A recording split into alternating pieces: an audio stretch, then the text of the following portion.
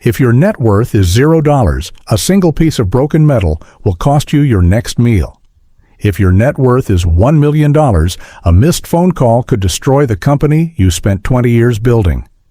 And if your net worth is $100 million, an emergency is just another way to get even richer. Today, we're watching how the very definition of an emergency completely mutates across 7 different levels of wealth. Level 1. $0 net worth.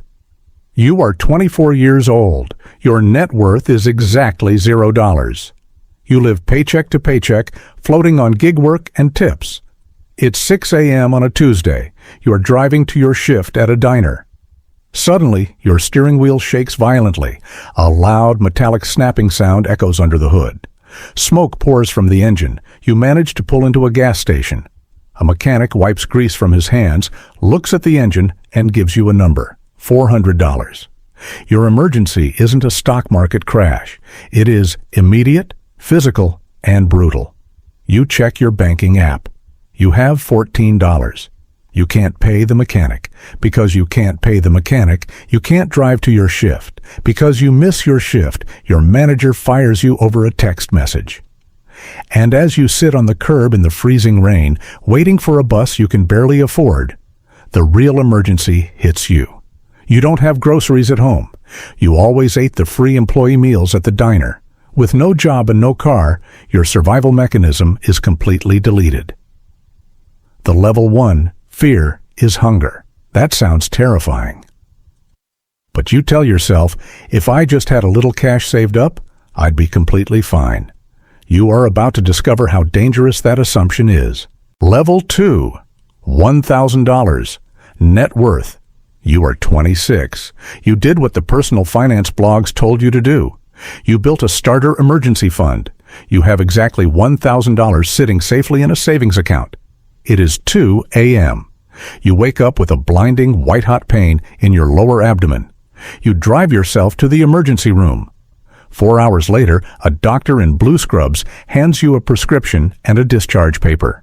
You're going to be fine. But then, the billing clerk calls you to the desk. Your insurance deductible is $3,500. They need a $1,500 deposit right now, or they will send the debt to collections and garnish your wages.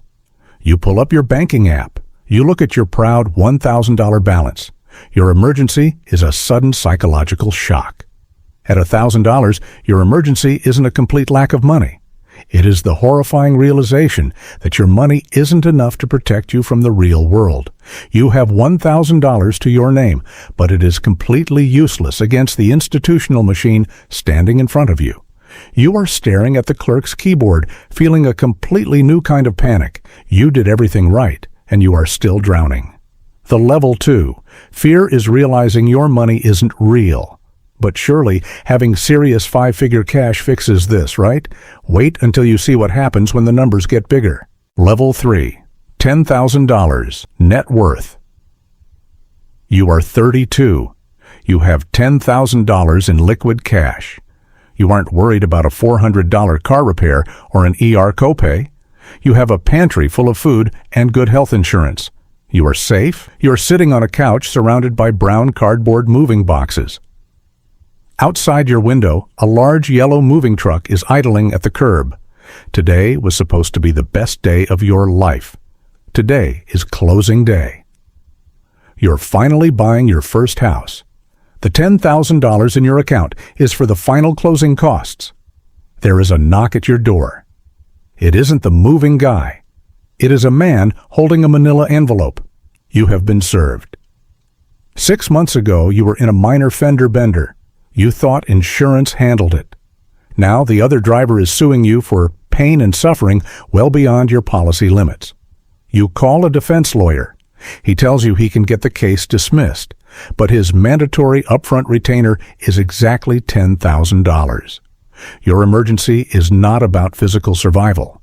Your emergency is the sudden evaporation of your future. At $10,000, an emergency attacks your milestones. You spent 5 years skipping vacations, eating cheap food, and saving every single penny to escape the trap of renting. And now you have to wire your house money to a lawyer just to keep from going bankrupt. You look out the window. The moving truck drives away. The level 3. Fear is losing a life milestone. You are starting to see the pattern. As you get richer, the fear shifts from physical survival to emotional devastation. But do not get comfortable, because as we cross the 6-figure mark, the emergency is about to stop being about just you. And remember, the true nightmare is still waiting at $10 million. Level 4. $100,000. Net worth. You are 40 years old. You have $100,000 across savings and investments. You are solidly middle class. You live in a quiet, tree-lined suburban cul-de-sac. It is 10 a.m. on a Thursday. You are sitting in your home office when your laptop chimes with an unexpected calendar invite. Mandatory all-hands meeting. HR. 10 minutes later, your screen goes black. You have been locked out of your company email. You are laid off. You walk into the kitchen. Your spouse is making coffee. Your kids are playing in the living room. You have $100,000 in the bank. You should feel secure. But instead, you feel a crushing, suffocating weight on your chest because you do the math. Your mortgage is $3,500. Your family's out-of-pocket health care is $1,200. Car payments, property taxes, groceries, utilities. Your monthly burn rate is $9,000. Your $100,000 fortress is actually just an 11-month hourglass. And the sand is already falling. At $100,000, your emergency is the terrifying revelation that middle-class safety is an illusion powered solely by your biweekly paycheck. You stare at your children. Your $100,000 cannot guarantee they stay in this school district. It cannot guarantee they keep this house. The level 4 fear is failing your family. But your terror is still strictly contained to your own bloodline. To understand the most intense pressure a human being can feel, you have to add another 0. Level 5, $1 million net worth. You are 45. You are a paper millionaire. You don't drive a Lamborghini. You drive a dusty Ford F-150. You own a mid-sized commercial construction company. Your net worth is tied up in heavy equipment, uncollected invoices, and your business equity. It is 3 p.m. on Friday. Payday. You are standing on the dirt lot of a construction site. You receive a frantic call from your accountant.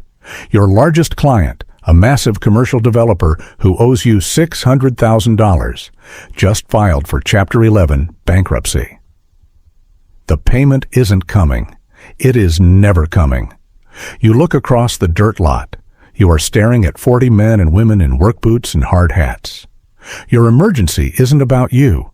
You have a paid-off house and a deep freezer full of food. You will survive. Your emergency is them. You know these people. That's Hector by the cement mixer. His daughter needs insulin. That's Sarah by the forklift. If her rent isn't paid by Monday, she gets evicted. You made a promise when you hired them. You promised that if they traded their sweat for your vision, you would take care of them. Now your business account is overdrawn. You cannot make payroll.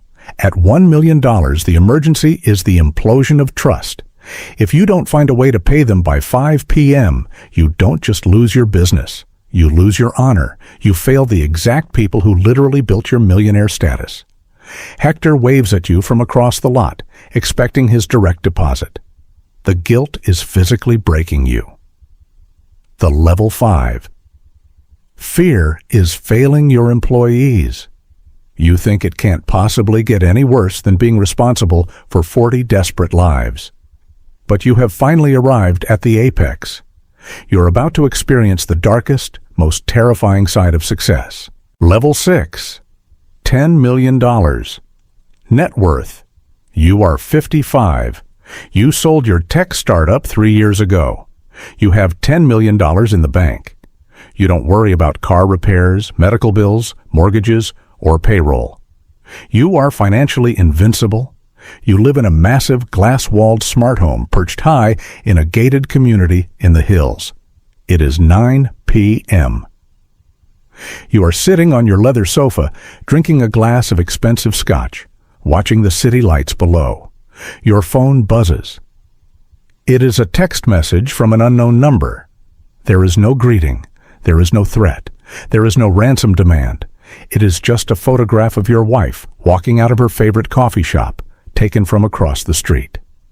A second later, another text comes through. It is your exact home address. Then a third text. Nice view from the living room. Your blood runs ice cold. You drop the scotch glass. It shatters on the hardwood floor. At $10 million, your emergency is entirely paranoid, psychological, and terrifyingly real. The extreme wealth that was supposed to insulate you from the world has actually painted a massive target on your back. A poor person is invisible. But you are a beacon. You are a prize.